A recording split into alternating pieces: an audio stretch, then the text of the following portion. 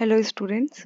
आज हम लोग MCQ marathon computer organisation and architecture subjects पे करने जा रहे हैं। इसका ये मैराथन वीडियो पार्ट 1 है। इसके पहले ऑलरेडी काफ़ी सारे सब्जेक्ट के एमसीक्यू मैराथन आ चुके हैं। वो आप एमसीक्यू मैराथन प्लेलिस्ट है, उसमें आप जाके चेक कर सकते हैं। ये वीडियो भी आपको उसी सेम प्लेलिस्ट में मिलेगा। मेन इसमें क्या है, कंप्यूटर ऑर्गेनाइजेशन का ये पहला पार्ट है एमसीक्यू का।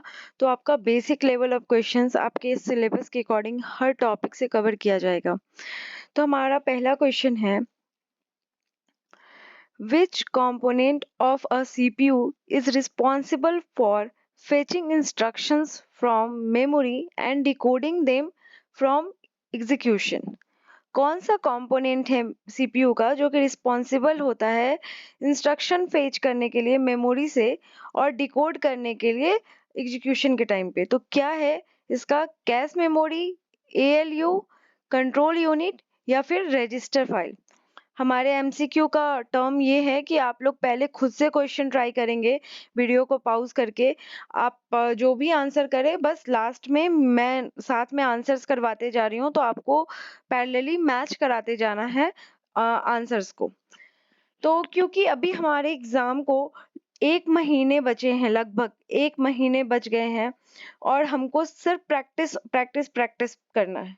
जो आपका टॉपिक बचा हुआ है उसको आप रिवाइज करते जाइए, उसको आप कंप्लीट कीजिए। प्लस साथ में, क्योंकि आपने ऑलरेडी कुछ सब्जेक्ट्स को कंप्लीट कर लिया है ऑलरेडी, तो आप क्या करेंगे, साथ में प्रीवियस ईयर का पेपर लगाएंगे और जो मैं एमसीक्यू मैराथन बताते जा रही हूँ, ये आपको ब्रशअप करते जाएगा कि आपने अच्छे से पढ़ाई करी है। तो लॉट्स ऑफ क्वेश्चंस का आपके पास कलेक्शन हो जाएगा। आई होप इसका आंसर अभी तक आप लोगों ने कर लिया होगा। अगर आंसर मैच सही होता है तो खुद को +1 देंगे, अदरवाइज 0 या निगेटिव मार्किंग अगर आपने गलत करा है तो। इसका आंसर है कंट्रोल यूनिट। कंट्रोल यूनिट जो होता है सीपीयू का, वो रिस्पॉन्सिबल होता है इंस्ट्रक्शन को फेच करने के लिए मेमोरी से। नेक्स्ट क्वेश्चन है, what is the primary function of the memory hierarchy in a computer system? Memory hierarchy का कंप्यूटर सिस्टम में क्या प्राइमरी फंक्शन है, क्या गोल होता है इसका, क्या किस कारण से हम लोग मेमोरी हायरार्की को प्रेफर करते हैं? First option is to execute machine instructions, second to store high level programming languages, third one is to provide different level of data storage with varying access speeds, fourth one is to manage input output operations।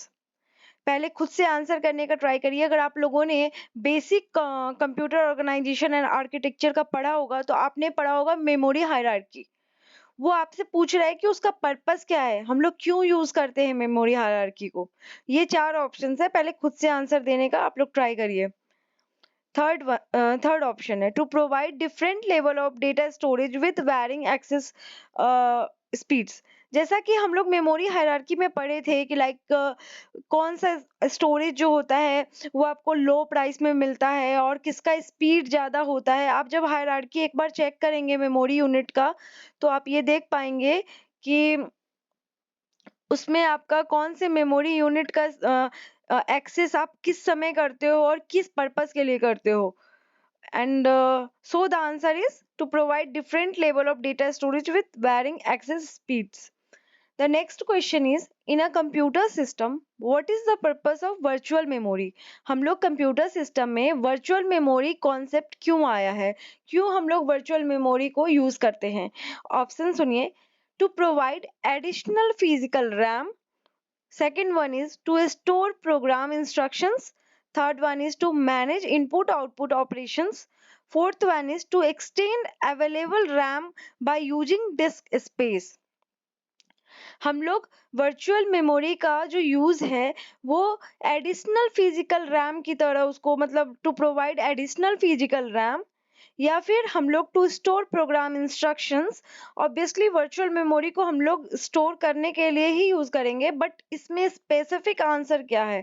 To manage input output operation या फिर to extend available RAM by using disk space.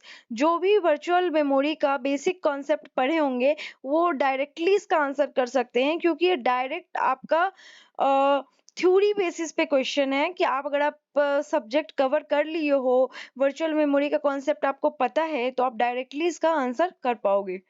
The answer is option D, जिन्होंने सही किया है +1, to extend available RAM by using disk space. Okay, हम लोग क्या करते हैं, लाइक एक्सटेंड करते हैं रैम को, लाइक आप हार्ड डिस्क में ही लाइक एज अ कॉपी आप उसको यूज करेंगे। The next question is, which addressing mode calculates the address of an ordered operand by adding an offset to a base address? हम लोग किस addressing mode का use करेंगे operand को add करने के लिए ऑफसेट में टू द बेस एड्रेस? हम लोग जैसा कि पढ़े हैं, एड्रेसिंग मोड्स काफी सारे टाइप्स के होते हैं, जैसे इनडायरेक्ट, इमीडिएट, इंडेक्स, रिलेटिव। तो आपसे ये पूछ रहा है इसमें से किसका डेफिनेशन ये है।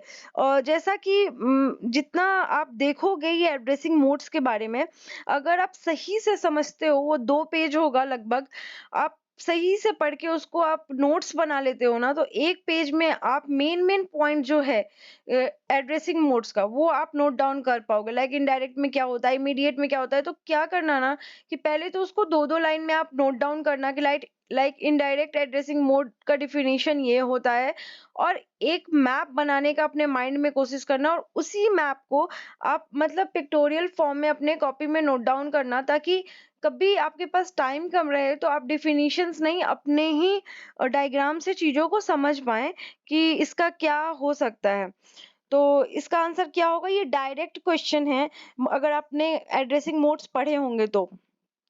और जिन्होंने नहीं पढ़ा है वो बस थोड़ा सा टाइम दे करके ये बस एड्रेसिंग मोड्स आप सर्च कर लो गूगल पर, या फिर अगर आपको ये टॉपिक मेरे से पढ़ना है तो कमेंट कर दीजिएगा, या फिर आपने ऑलरेडी पढ़ लिया या फिर किसी बुक का रेफरेंस लेकर के आप इसका नोट्स 2 पेज में क्रिएट कर लो विथ डायग्राम। मेरा ये सजेशन है आप लोगों को। तो इसका आंसर है indexed addressing. Now the next question is, what is the role of the CPU control unit in computer architecture? CPU control unit का कंप्यूटर आर्किटेक्चर में क्या रोल है? पहला, to perform arithmetic operations. Second one, to manage input output devices. Third one, to coordinate the execution of machine instruction. Fourth one, to store program data. आप लोग pause करें video, पहले इसको आप खुद से सॉल्व करने का ट्राई करें, फिर मेरे आंसर से मैच करें। सीपीयू कंट्रोल यूनिट का मेन काम क्या होता है? To perform arithmetic operations, to manage input output devices, to coordinate the execution of machine instructions, to store program data. The answer is option C, to coordinate the execution of machine instructions. Now the next question is, which type of memory is used to temporarily store data that is actively being processed by the CPU? कौन सा memory है जिसको हम लोग temporary अगर आपको data store करना है तो उस केस में आप यूज करोगे जब आपको एक्टिवली कुछ प्रोसेस करना है सीपीयू से? Cache memory, read only memory, virtual memory, या सेकेंडरी स्टोरेज? एकदम स्ट्रेट क्वेश्चन है, इजी क्वेश्चन है। कुछ लोग ये भी सोच रहे होंगे कि डायरेक्ट स्ट्रेट और बेसिक लेवल ऑफ क्वेश्चंस दिया गया है, तो वो आपको ब्रश अप करने के लिए दिया गया है। इसके बाद आपको थोड़ा हाई लेवल ऑफ न्यूमेरिकल्स भी बनवाए जाएंगे। डायरेक्ट इसका आंसर है कैश मेमोरी। नेक्स्ट क्वेश्चन है, what is the primary purpose of machine instructions in a computer? Machine instructions का क्या पर्पस होता है कंप्यूटर में? To control the CPU clock speed, to perform arithmetic operations, to specify the operations to be executed by the CPU, to manage input output devices। 2-3 बार अगर question समझ ना आए तो खुद से आप लोग लिखो, राइट डाउन करो और उसको पढ़ो, और फिर कंफ्यूजन दूर करके क्वेश्चन करना, क्योंकि आपको पता है निगेटिव मार्किंग है। अगर आप गलत करते हो तो आप निगेटिव मार्क करोगे। इससे बेटर है कुछ ना समझ में आए तो छोड़ दो। आंसर क्या है? To specify the operations to be executed by the CPU. The next question is, which component of the CPU is responsible for storing temporary data during instruction execution? ALU, memory interface, register file या cache memory? I think same type का question हम लोगों ने पहले किया है, तो straight आप इसका आंसर दे सकते हो।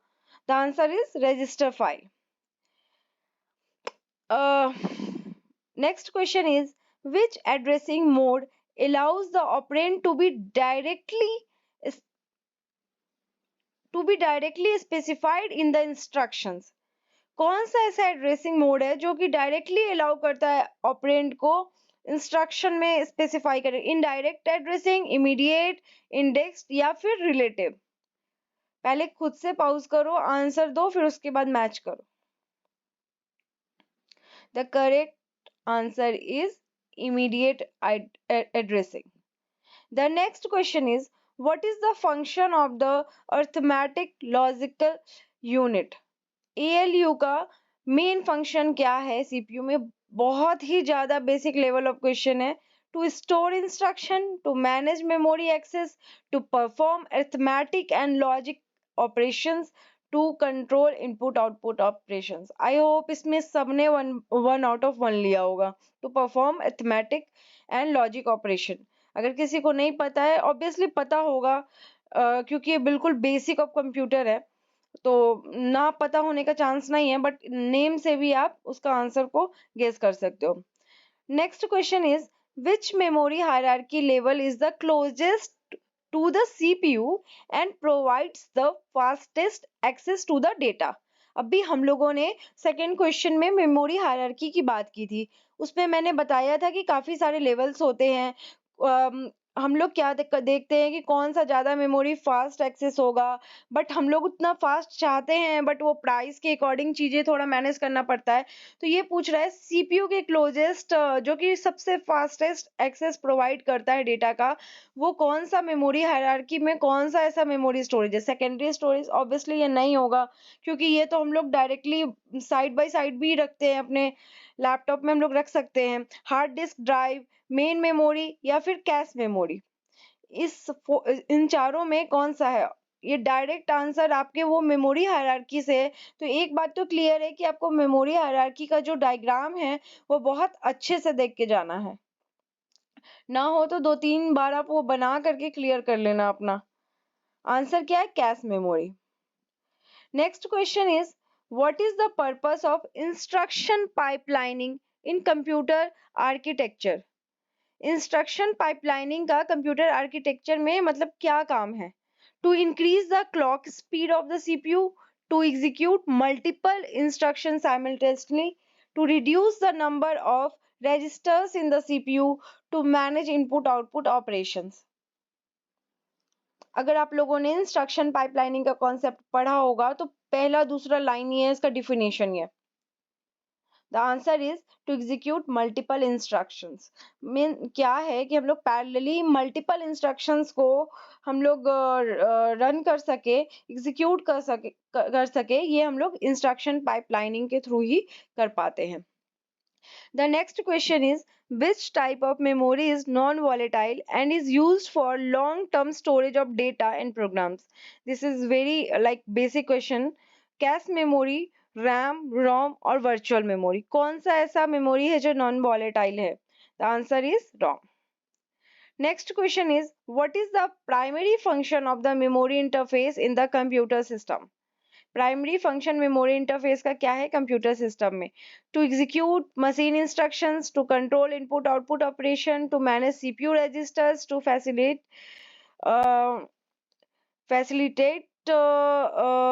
data transfer between CPU and memory. The answer is fourth one. Okay. The next question is, which type of interrupt is generated by hardware devices to request immediate attention from the CPU? कौन सा ऐसा interrupt है जो hardware device से request किया जाता है, जिसको इमीडिएट अटेंशन चाहिए होता है सीपीयू से? अगर आपने इंटरप्ट के बारे में पढ़ा होगा, इंटरप्ट बहुत मेन पार्ट है, मतलब आपके इस मैराथन में सारा मेन टॉपिक को कवर किया गया है। तो जिन्होंने बस बेसिक भी कवर करके रखा है वो इसका आंसर करेंगे। Software interrupt, external interrupt, maskable interrupt, non maskable interrupt? Time लीजिए, फिर आंसर को मैच करते हैं। The answer is external interrupt. Next question is what is the purpose of DMA, direct memory access. ये भी एक क्वेश्चन है तो याद रखिएगा full form. What is the purpose of DMA mode in input output operations? First one is to perform arithmetic operations on data. Second, to control CPU clock speed. Third one is to enable the CPU to directly access memory. Fourth one is to allow peripheral devices to transfer data without CPU intervention. The answer is fourth one. The next question is which component of the computer is responsible for translating high level programming language into machine code? CPU, ALU, compiler and cache memory. Easily get करने वाला ये questions है.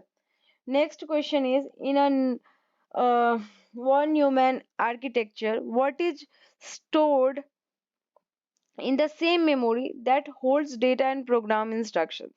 Cache memory, register file, data या फिर program instructions? Direct questions हैं, program instructions. Okay, the next question is which level of memory hierarchy has the largest capacity but the slowest access time? Same memory hierarchy, I already told आपको, इसमें बहुत student ऐसे हैं जो कोआ subject को side करते हैं, उनके लिए ये एडवाइस है कि अगर आप चाहो तो मेमोरी हायरार्की कवर करो, पाइपलाइन का कॉन्सेप्ट कवर करो और एड्रेसिंग मोड कवर करो। इससे भी काफी सारे क्वेश्चंस आप मार्क कर दे जाओगे। कौन सा ऐसा मेमोरी हायरार्की है जिसका कैपेसिटी ज्यादा है बट वो एक्सेस स्लो करता है? कैश मेमोरी ऑब्वियसली ये नहीं होगा क्योंकि इसको हमने पहले देखा है कि ये फास्ट एक्सेस देता है। मेन मेमोरी, सेकेंडरी मेमोरी या फिर register file? The answer is secondary storage. Next question is what is the purpose of an instruction set architecture, ISA, in computer architecture? First one is to define the organization of cache memory. Second, to specify the format of machine instructions. Third one is to manage input-output operations. Fourth one is to control CPU clock speed. आइए देखते हैं answer. Option B, to specify the format of machine instructions. Total around 20 plus questions करवाए गए हैं। I hope आप लोगों को ये basic level of questions 20 out of 20 आपने किया होगा। अगर वीडियो पसंद आया, क्वेश्चन सेट पसंद आए, लाइक ये बहुत हार्ड लेवल के क्वेश्चंस नहीं थे, लाइक पाइपलाइनिंग से न्यूमेरिकल्स होने चाहिए थे, कंप्यूटर आर्किटेक्चर में न्यूमेरिकल क्वेश्चंस होते हैं, आई नो, बट ये आपका फर्स्ट जो है मैराथन बिल्कुल बेसिक लेवल का था कि जिन्होंने जो जो टॉपिक नहीं पढ़ा है वो पढ़ लें, बेसिक लेवल ऑफ क्वेश्चंस लगा पाए। और सेकेंडरी थिंग, जिनको कोआ नहीं पढ़ना है वो कौन कौन से टॉपिक को पढ़ के कुछ मार्क्स उसमें ला सकते हैं। अभी हमने पार्ट 1 में बेसिक क्वेश्चंस कर लिया है, अब हम लोग पार्ट 2 में आएंगे like exam based question. Exam में भी आप ये सारे क्वेश्चन है ना, इस क्वेश्चंस में भी NIC के एग्जाम में आप क्वेश्चन एक्सपेक्ट कर सकते हो क्योंकि हर क्वेश्चन हार्ड लेवल का नहीं होता है, easy to moderate to hard. अगर आपने बेसिक पढ़ा ही नहीं है तो वो आपके लिए ये क्वेश्चन भी टफ है। अब नेक्स्ट पार्ट में हम लोग आएंगे न्यूमेरिकल क्वेश्चंस, कुछ प्रीवियस ईयर क्वेश्चंस के पैटर्न पे क्वेश्चंस आपको मिलेंगे, तो कीप वॉचिंग, आप देखते रहिए जो भी वीडियोस हमारे आ रहे हैं। अभी 1 मंथ एकदम साथ में रहना है, मैं पढ़ाते जा रही हूँ, प्रैक्टिस सेट देते जा रही हूँ, आप लोग बस प्रैक्टिस करते जाओ। अगर वीडियो पसंद आया है तो प्लीज सब्सक्राइब कीजिए और जो ऑलरेडी सब्सक्राइब कर चुके हैं वो लाइक कीजिए, शेयर कीजिए। Thank you so much, bye.